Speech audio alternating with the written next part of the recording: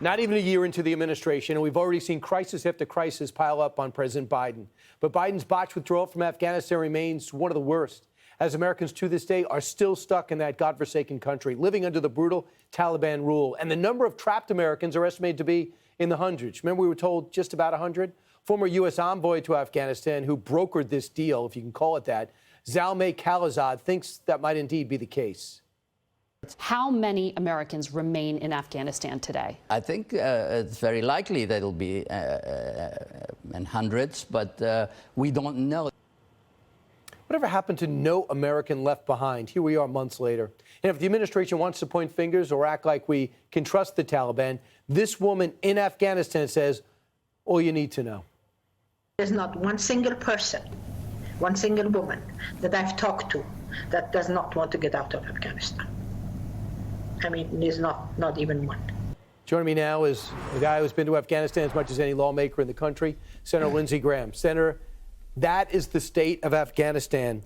It turns out the BBC report, according to the World Bank, the nation is considered aid dependent, and it might be the worst, if not one of the worst, if not the worst humanitarian disasters right now in the world.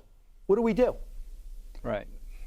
Well, number one, if you're looking for somebody to blame, Joe Biden needs to look in the mirror. What do?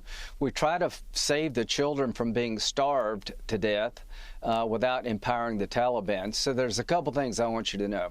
How did we get here? Joe Biden's the most incompetent president in my lifetime. He had a plan that did not work. He turned down sound military advice. They don't know if there's 350 Americans left behind or 700. We do know there are thousands of Afghans who fought along our side that have been left behind. But here's what we also know, that Afghanistan is in free fall. Al-Qaeda is flourishing. ISIS is getting stronger. And the Taliban told the State Department, our State Department, they would not help us when it comes to trying to control Al-Qaeda, who is sworn to kill us all if they could. So I consider that action by the Taliban, refusing to help us when it comes to policing al-Qaeda, a declaration of war. It's tantamount declaring war on the United States. If you're not willing to help us deal with our al-Qaeda problem, the world's al-Qaeda problem, then that's a hostile act to me under the law of war. So Afghanistan is the biggest national security threat in the near term. It's the biggest humanitarian disaster on the planet in immediate terms, and over time it only gets worse. Yeah, Darrell Issa said today they give you this false choice. They'll go up to an American and say, hey, you can leave, but you got to leave your family behind. We'll come get them later. When you say no, you become somebody who doesn't want to leave Afghanistan. That's why there's 300 plus that he helped get out personally over in California with Democrat help. I want to move on to talk about two things that happened in Virginia. Stacey Abrams showed up, and McAuliffe was there, and he basically said Stacey Abrams really won the election in Georgia. I thought you weren't supposed to dispute elections. And President Obama showed up because McAuliffe's on a respirator politically, and he said, don't fall for these phony, trumped-up culture wars. Is what's happening with CRT culture wars? Number one, it's not a culture war. It's declaring war on the United States history, who we are as a people, trying to blame people that had nothing to do with events that occurred in history because of their race. That's offensive to me. And what Terry McAuliffe said is that Stacey Abrams is really the legitimate governor of Georgia because she was cheated because the Georgia Republicans disenfranchised people from voting. And Obama said that Republicans are intentionally trying to keep black people from voting.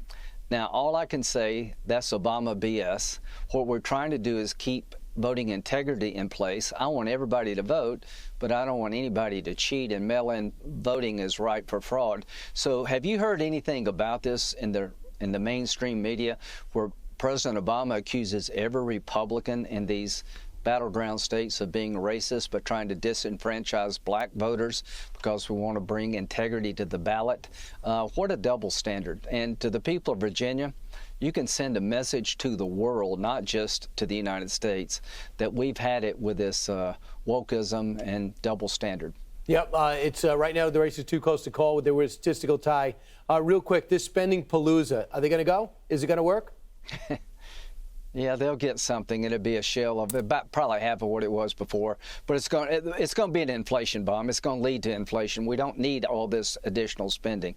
So it's going to be an inflation bomb. Between inflation and a likely terrorist attack originating from Afghanistan in the near future, we're in a real bind. Senator Lindsey Graham, thanks so much. Always great to see you. Thank you. Hi, everyone. I'm Brian Kilmeade. I want you to do me a favor. I want you to click to subscribe to the Fox News YouTube page. This is the only way that I know for sure that you're not going to miss any great commentary, any great news bites, any great interviews coming your way on Fox. You can get it all here on YouTube. So subscribe right now.